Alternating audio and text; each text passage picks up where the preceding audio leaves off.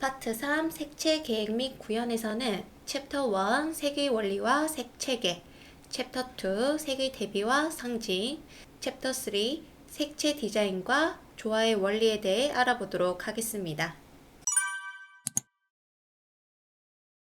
파트 3 색채 계획 및 구현, 챕터 1 색의 원리와 색체계.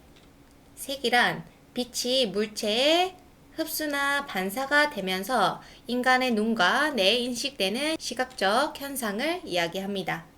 그래서 색 지각의 3요소에는 빛과 물체 그리고 관찰자로 이루어지고요.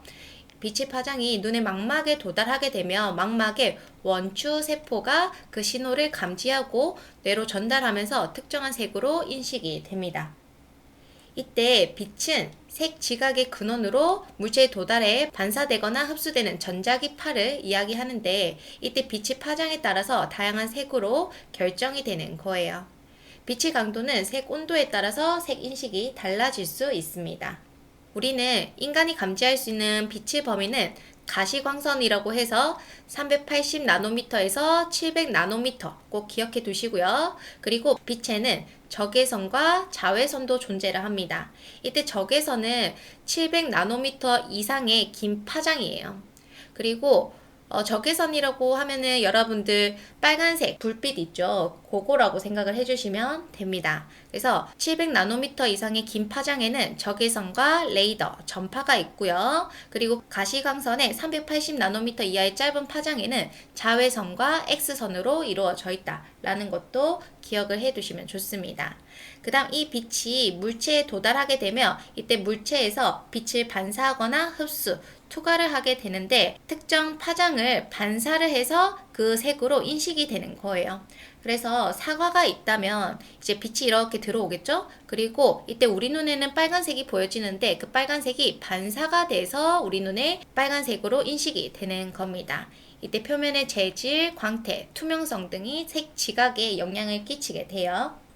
그래서 관찰자는 색을 인식하는 주체, 사람이라고 생각해 주시면 되고 이때 색을 인식할 때는 망막의 원추세포가 빛을 감지해서 인식이 된다라는 겁니다.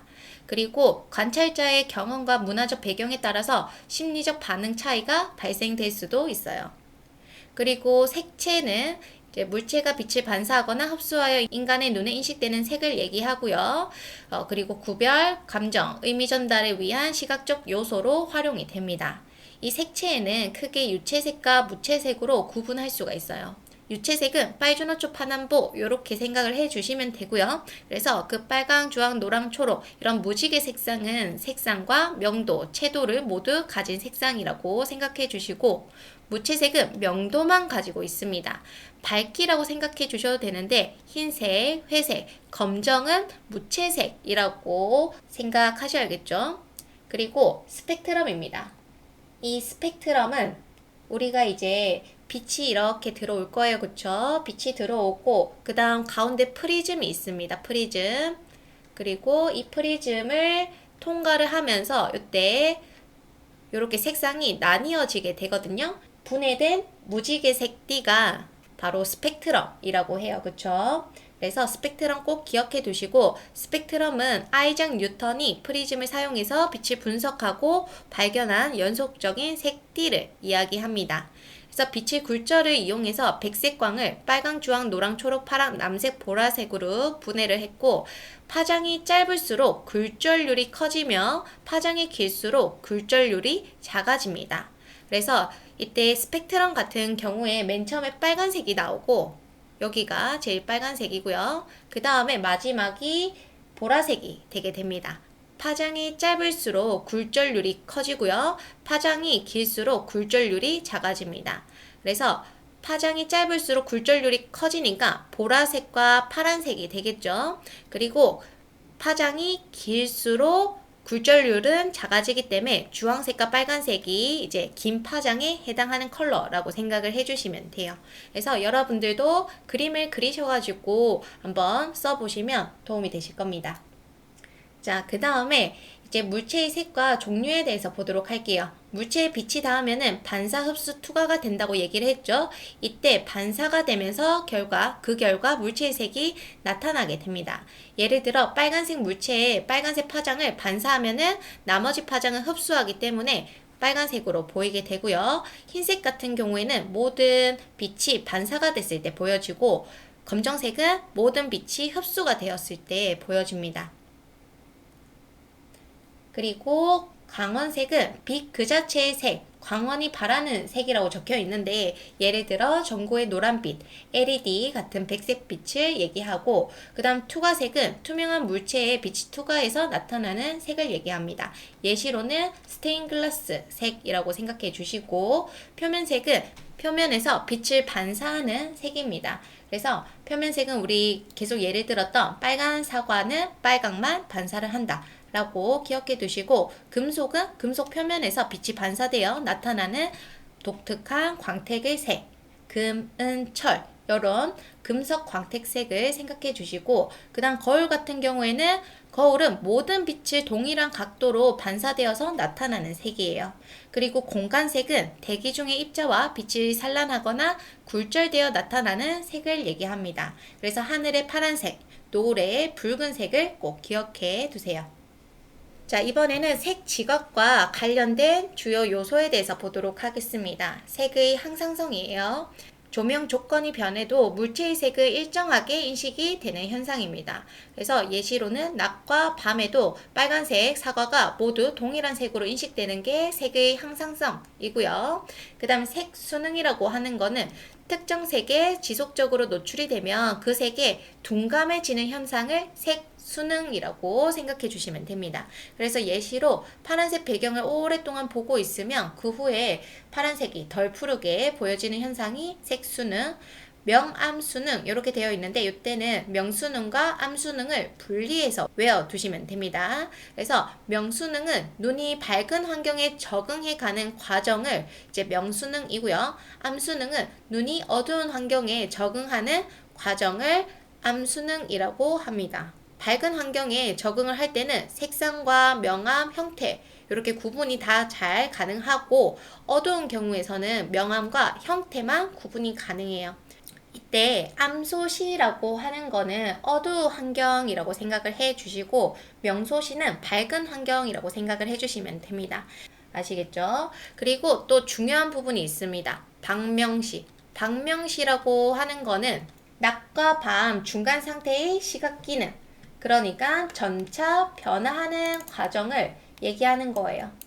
그래서 이때는 중간 단계이기 때문에 원추세포랑 간상세포 모두가 활성화된다라는 겁니다.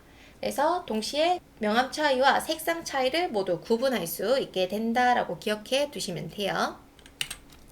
그 다음 연색성입니다. 연색성은 조명이 물체의 색에 영향을 줘서 실제 색상과 다르게 보이는 현상을 연색성이라고 해요.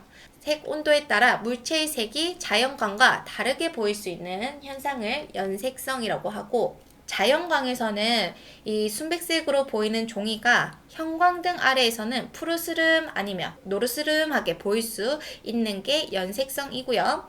그 다음에 조건등색, 메타머리즘, 이것도 기억해 두셔야겠죠. 메타머리즘은 서로 다른 두 색상이 특정 조건 아래에서는 동일한 색으로 인식이 된다라는 거예요. 사실상 다른 색상이지만 형광등, 자연광등 이 아래에서는 동일하게 보여지는 색상을 얘기합니다. 우리가 매장에서 두 셔츠가 같은 검정색으로 보였습니다. 근데 햇빛 아래에 가면은 하나는 남색 기운이 돌고요. 다른 하나는 갈색 기운이 도는, 이게 바로 메타머리즘 현상이라고 생각을 해주시면 돼요. 그 다음에 프로키네 현상입니다. 요것도 색 지각과 관련된 것들은 다 이해를 하고 계시는 게 제일 좋아요. 자, 프로키네 현상은 어두운 환경에서는 파란색이 더 밝고 빨간색이 더 어두워 보이는 현상을 프로키네 현상입니다.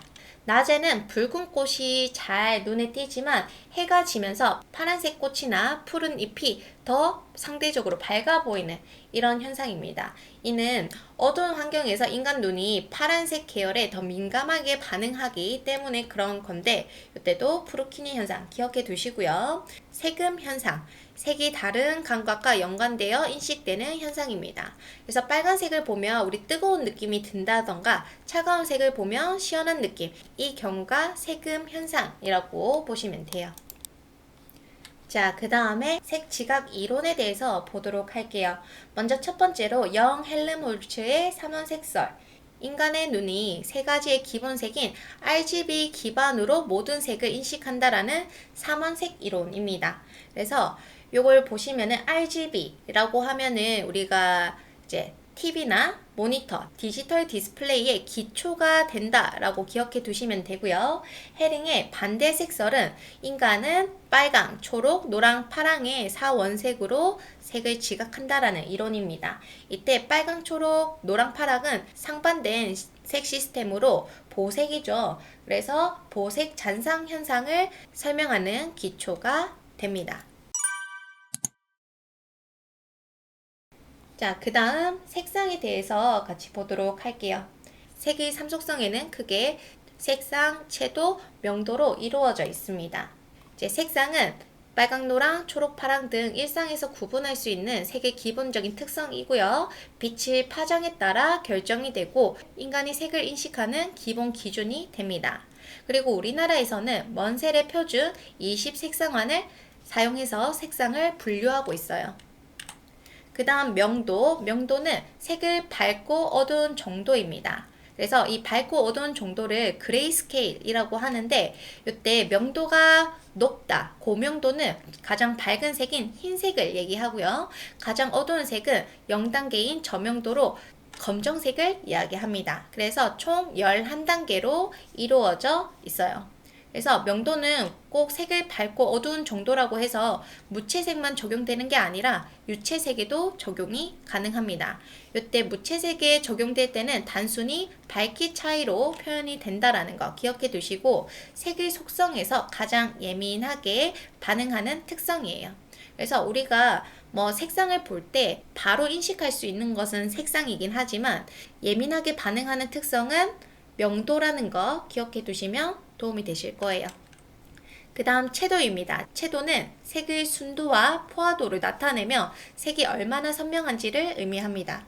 이때 채도가 높은 색은 선명하고 강렬하게 보인다 라고 되어 있는데 좀 쉽게 얘기하자면 그냥 쨍한 색상, 아무것도 섞여 있지 않는 순수한 색상이라고 생각을 해주시면 돼요. 순수색. 채도가 낮은 색은 이 순수한 색에 다른 색상을 섞은 듯한 느낌이라고 생각해 주시면 됩니다. 그래서 흐릿하고 탁한 느낌을 주게 되는 거예요. 이때 채도는 저채도부터 고채도로 나뉘어지게 됩니다. 저채도는 채도가 낮다라고 해서 좀 탁한 색을 의미하고요. 그 다음에 채도가 높은 것은 이제 색상이 아주 순수한 컬러라고 생각을 해주시면 돼요. 이때 채도가 모두 14단계로 나누어지는 건 아니고요. 빨간색 같은 경우에는 이제 채도가 1단계부터 총 14단계까지 나눌 수가 있다라는 겁니다. 그래서 색에 따라서 채도의 단계는 달라질 수 있다라는 점 또 기억해 두세요. 자, 채도에 보시면은 순색과 청색, 탁색으로 나눌 수 있습니다. 순색이라고 하는 거는 여기 다른 색이 섞여 있지 않은 가장 순수한 형태의 색이고요. 그 다음에 청색은 흰색이나 검정색이 혼합되어 있는 색을 얘기하는데 먼저 첫 번째 명청색은 흰색이 섞여서 밝고 부드러운 느낌을 주는 거예요. 그래서 색을 보시면 아시겠지만 좀 흰색이 섞이다 보니까 약간 파스텔 톤이 느껴지죠? 그 다음 암청색은 검정색을 섞어서 어두운 느낌을 주는 색입니다. 탁색은 순색 또는 청색에 회색을 혼합한 색입니다. 그래서 암청색보다는 정말 말 그대로 탁한 느낌이 훨씬 더 강한 거죠. 그래서 채도는 순색, 청색, 탁색으로 나눌 수 있어요. 자, 색의 혼합에 대해서 보도록 하겠습니다.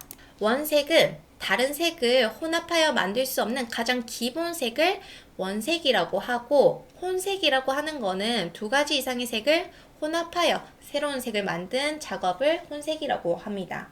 이때 혼색은 색의 기본 속성인 색상, 명도, 채도를 변화시켜서 다양한 색 조합을 만들고 혼합 방식에 따라서 가산혼합, 감산혼합, 중간혼색으로 나뉘어집니다. 이때 가산혼합은 가법 혼색이라고도 부르는데 잘 기억해 두시고요. 가산 혼합은 빛의 혼합이라고 생각을 해주셔도 아주 좋습니다. 그래서 빛의 혼합이라고 생각해 주시고, 빛의 혼합은 색을 더할수록 명도가 높아져서 색이 밝아지는 혼합 방식이에요. 그래서 빛의 삼원색에는 빨강, 초록, 파랑으로 이루어져 있고요. 이 색을 다 혼합하게 되면은 흰색이 됩니다. 혼합이 될수록 명도는 높아지고, 그리고 채도는 낮아집니다. 예시로는 빛의 삼원색에는 우리가 잘 알고 있는 디지털 디스플레이들을 생각을 해주시면 됩니다. TV, 컴퓨터 모니터, 스마트폰 화면, 무대 조명이 가산 혼합에 해당되고요. 여러분들이 꼭 기억해 두셔야 되는 거는 요 모양입니다. 자, RGB가 있을 때 R과 B가 합쳐졌을 때의 색상, B가 G가 합쳐졌을 때의 색상, 그다음 R과 G가 혼합되었을 때의 색상까지 외워두셔야 돼요. R과 B는 마젠타가 나오고요. B와 G는 사이언, R과 G는 옐로우, 모두 다 합치면 화이트가 나오게 됩니다. 그리고 감산 혼합이에요. 감산 혼합은 감법 혼색이라고 하는데 색료의 혼합입니다. 잉크의 혼합이라고 생각해 주셔도 아주 좋아요. 그래서 색료의 색이 더해질수록 어두워지는 원리입니다. 그래서 모두 다 섞으면 검정색이 되는 거예요. 그래서 색료가 더해질수록 명도와 채도가 낮아지게 됩니다. 이때 예시로는 인쇄, 페인트, 염색, 색료 등 사용하는 모든 분야가 감산 혼합이 되겠고요. 아까와 동일하는 것처럼 CMYK를 섞었을 때 나오는 색상들, 지금 C 사이언과 Y 옐로우를 합치면은 그린이 되고요. C 사이언과 마젠타는 블루, Y와 마젠타는 레드가 나온다라는 점 꼭 기억해 두시면 됩니다. 자, 그 다음 중간 혼합입니다. 중간 혼합은 두 가지 이상의 색을 섞어서 중간의 밝기와 명도를 나타내는 혼합 방식이에요. 그래서 물리적 혼합이 아닙니다. 잉크를 섞는다던가 그런 혼합이 아니라 이거는 시각적으로 심리적 혼합에 의해 발생이 된다라고 생각해 주시면 돼요. 그래서 첫 번째 병치 혼합과 두 번째 회전 혼합의 그 예시인데, 첫 번째로 병치 혼합은 오른쪽에 있는 이미지처럼 두 가지 이상의 색을 일정한 거리에서 나란히 배열되면 시각적인 혼합에 의해서 새로운 색으로 인식되는 현상입니다. 지금 요걸 보면은 딱히 그렇게 보여지진 않아 보이긴 하지만, 만약 이 사각형들이 매우 작다라고 생각했을 때 우리가 보면은 노란색, 초록색 이렇게 인식하기보다는 다 혼합된 색으로 보여지게 되는 거예요. 그래서 물리적으로 색을 섞는다라는 의미가 아닙니다. 이거는 눈과 뇌에서 가까운 거리에서 서로 다른 색이 혼합되어 인식되는 원리라고 생각해 주시면 돼요. 점묘법, 그리고 인쇄물, 섬유 디자인.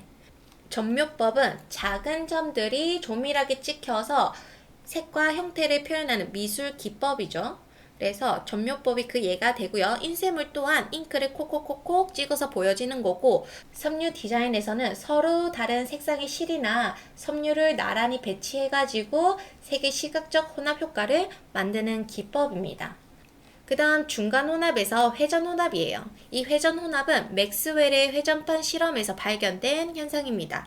그래서 서로 다른 색들이 칠해진 원판을 고속으로 회전시킬 때 개별 색들이 시각적으로 혼합되어 보이는 색을 이야기해요. 그래서 이것 또한 물리적으로 섞인 게 아니죠. 그래서 회전의 속도와 눈의 잔상 효과로 인해서 혼합이 된 것처럼 인식이 되는 겁니다.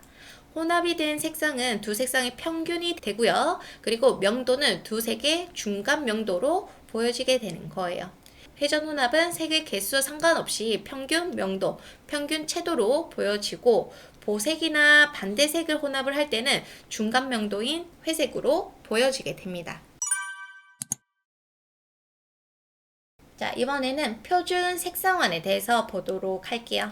색상환이라고 하는 거는 색을 시각적으로 이해하고 체계적으로 분류하기 위해 색상을 원형으로 배열한 도구입니다. 그래서 이때 이 색상환을 이용해서 색상 간의 관계를 바로 파악할 수 있고요. 혼합, 대비, 조화 등 쉽게 이해할 수 있도록 도와줍니다. 우리나라에서는 먼셀의 20색상환을 색채 교육에서 활용을 하고 있어요. 그쵸? 먼저 이 색상환에서 유사색, 보색, 근접보색에 대해서 보도록 하겠습니다. 이 색상환이 있고요. 유사색이라고 하는 거는 색상환에서 서로 인접한 위치에 있는 색을 이야기하는 거예요. 그래서 시각적으로 조화롭고 부드러운 느낌을 주고 이때 색상환에서 3개에서 4칸 이내의 색을 유사색으로 분류를 합니다. 빨강, 주황, 노랑, 파랑, 청록, 녹색 이런 식으로 있을 거고요. 그 다음 보색은 정반대 위치에 있는 색상을 이야기해요. 그래서 서로 대조가 되어서 강한 대비를 이루게 되고 이때 시각적 긴장감이나 명확한 대비를 만들어낼 수 있습니다. 그래서 빨강과 초록이 있고 파랑과 주황색이 있겠죠? 자, 그 다음 근접보색입니다. 이 근접보색은 보색이랑 좀 비슷해 보이지만 반대되는 보색에서 그 주변에 있는 근접되어 있는 보색을 근접보색이라고 해요. 이때 보색에는 가깝긴 하지만 완전한 보색은 아니다라는 겁니다. 그래서 이때는 부드러운 대비를 제공하고요. 보색보다 그리고 적절한 대조를 줄 수가 있어요. 그래서 빨강과 청록, 그 다음 파랑과 황록, 주황과 보라가 근접 보색에 해당이 됩니다. 표색계에 대해 알아보도록 할게요. 표색계는 색을 체계적으로 분류하고 표현하기 위한 색 체계입니다. 이때 색을 수치화해서 표준화하고 정의할 수 있는 기준과 방법을 제공하고 있어요. 그리고 현색계와 혼색계로 분류할 수 있습니다. 여러분들 이거 현색계인지 혼색계인지 설명만 보고 골라주셔야 돼요. 현색계는 색 지각을 기초로 색상, 명도, 채도에 따라 물체의 색을 체계적으로 배열하는 색상 체계입니다. 그래서 색의 시각적 특성을 기준으로 체계화해서 물체의 색상을 인식하는데 초점을 둔 거예요. 그래서 여기서 포인트는 색 지각을 기초로 색상, 명도, 채도에 따라 색을 배열한 거다라는 겁니다. 꼭 현색계는 색상, 명도, 채도 기억해 두시고 대표적인 현색계로는 먼셀의 표색계, 오스트발트의 표색계, 한국산업규격 NCS가 있습니다. 이때 NCS 꼭 기억해 두세요. 이 NCS라고 하는 거는 이제 Natural Color System이라고 해서 자연 색채 체계입니다.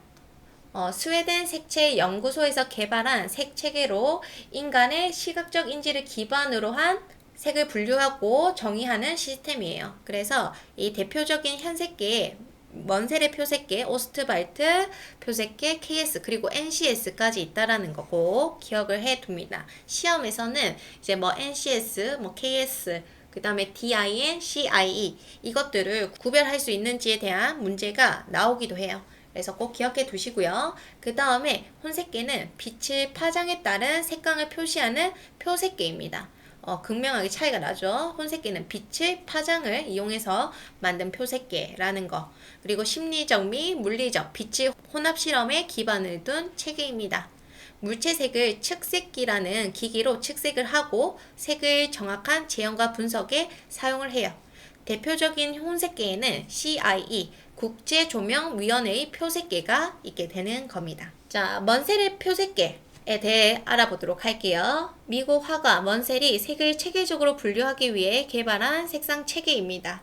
색의 3속성인 색상, 명도, 채도를 기준으로 색을 정의하고 표현하는 방법인데 이 색상환에는 빨강, 노랑, 녹색, 파랑, 보라 이것을 주 5색을 기본으로 해요. 그리고 이 사이사이에 중간색인 주황색과 연두, 청록, 남색, 그 다음에 보라와 빨강 사이에 자주까지 포함해서 주 10개의 주요 색상을 기준으로 합니다. 이때 주 10개의 주요 색상은 대표 숫자 5를 붙여서 구분을 하게 돼요. 그리고 먼셀의 색 입체도 꼭 기억을 해 두셔야 되는데 우리 먼셀의 색 입체가 어쨌거나 먼셀의 표색계나 색 입체나 색상 명도 채도로 구분을 하고 이 색 입체는 3차원 입체 모형으로 만들어 둔 거라고 생각을 해 주시면 됩니다. 그래서 이 색상 이 색 입체를 보시면 제일 바깥 부분에 이렇게 한 바퀴 돌 수 있는 거는 색상으로 구성되어 있고요. 그 다음에 가운데는 명도로 이루어져 있습니다. 명도. 여기는 색상. 그 다음에 가운데 명도에서 바깥으로 갈수록 이 부분은 채도로 이루어져 있어요.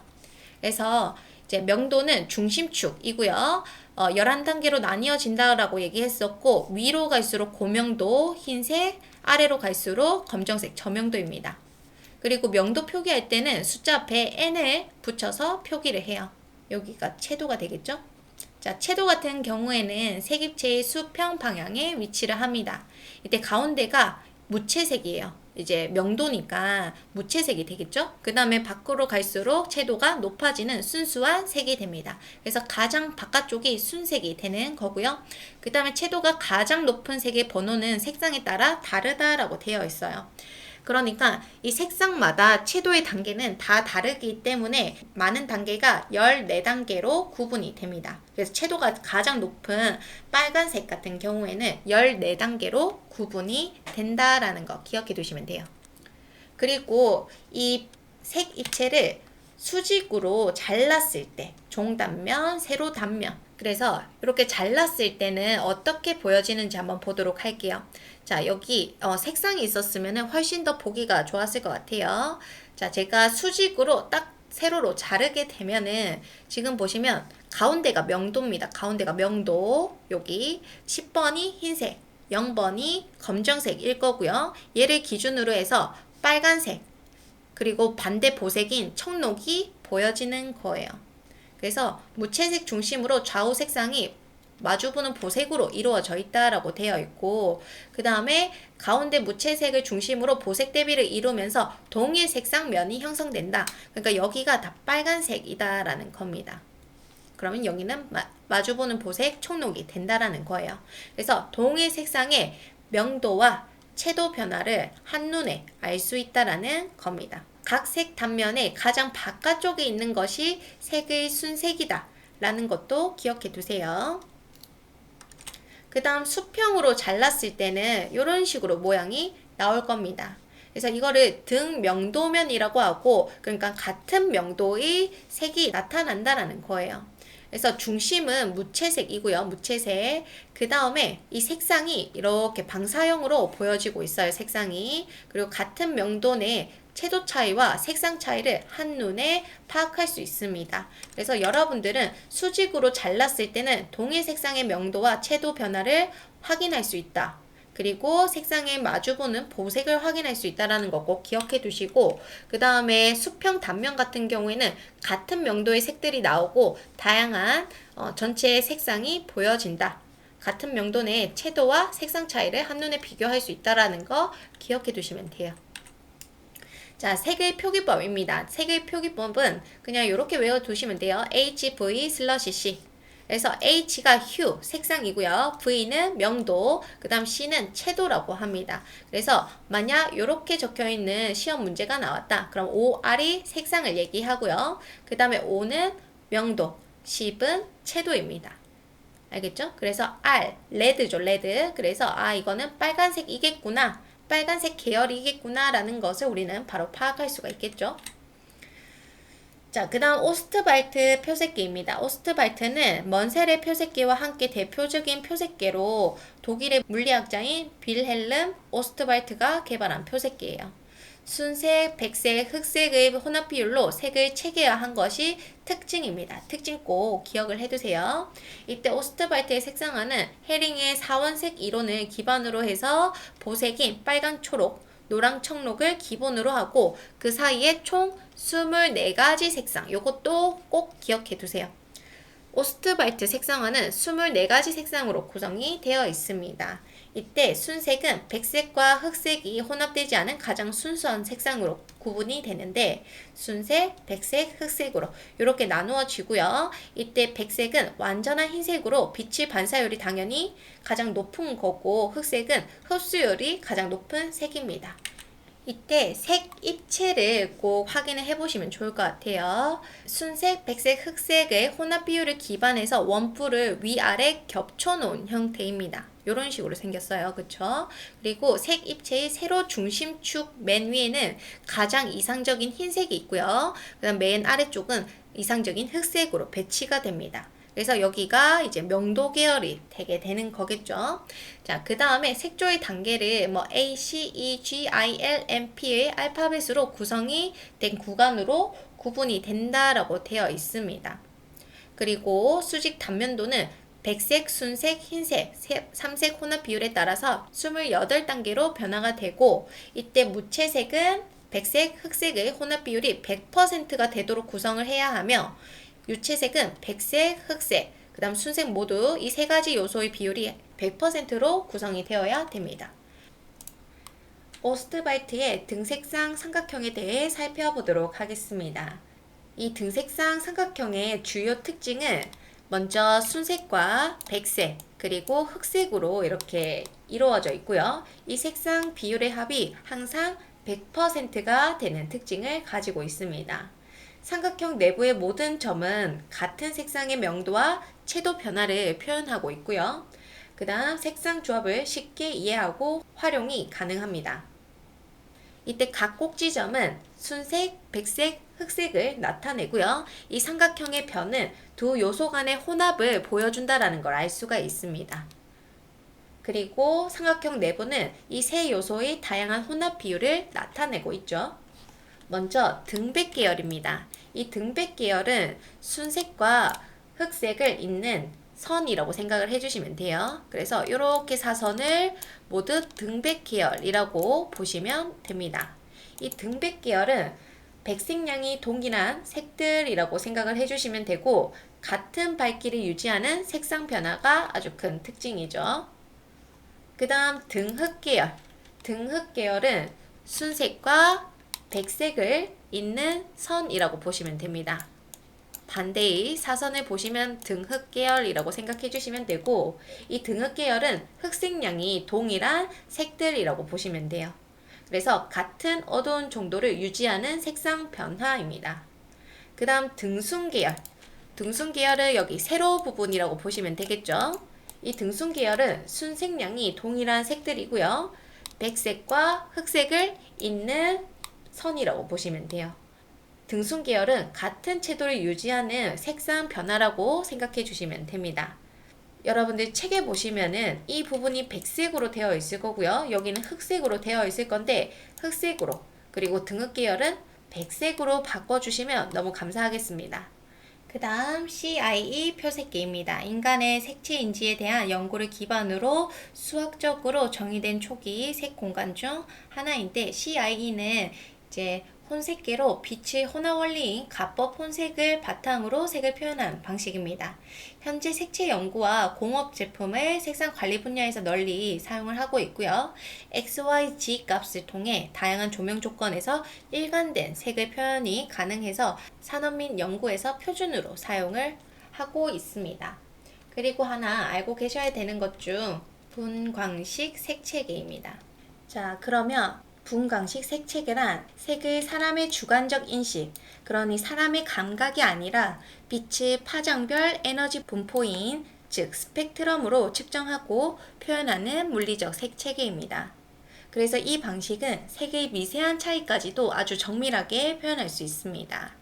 그래서 주로 정밀 색상 분석, 산업용 색 관리에 사용되며 색의 미세한 차이까지 정량적으로 표현할 수 있습니다. 그렇다면 CI 표색계와 분광식 색채계가 좀 비슷하게 느껴지실 수도 있는데 이 차이에 대해서 같이 보도록 하겠습니다. CI 표색계는 사람의 시각 특성에 맞춰 수학적으로 계산한 좌표값이라고 보시면 돼요. 그래서 사람 눈에 이 색이 어떻게 보이는지를 기반으로 XYZ, XY, LAB 같은 수치 좌표로 표현합니다. 쉽게 말해 분광 데이터를 사람 눈 기준으로 변환한 것이죠. 그럼 분광식 색채계는 빛의 파장별 에너지 분포, 즉 스펙트럼 데이터를 기준으로 에너지 분포가 기준이 됩니다. 표현 방식으로는 연속적인 스펙트럼 곡선으로 표현을 하고요. 사용 목적은 정밀색 측정하거나 산업용에서 사용을 한다고 했죠. 그럼 CI는 수치 좌표로 표현하고요. 표준 색상 표현, 색상 커뮤니케이션에서 사용을 합니다. 결론적으로 분광식 색채계는 색을 있는 그대로 측정하는 것이고 CI는 사람이 보는 방식에 맞춰 변환하는 것이다 라고 이해하시면 됩니다. 그래서 분광식 색채계 시험에 자주 나오는 내용이기 때문에 꼭 기억을 해두세요.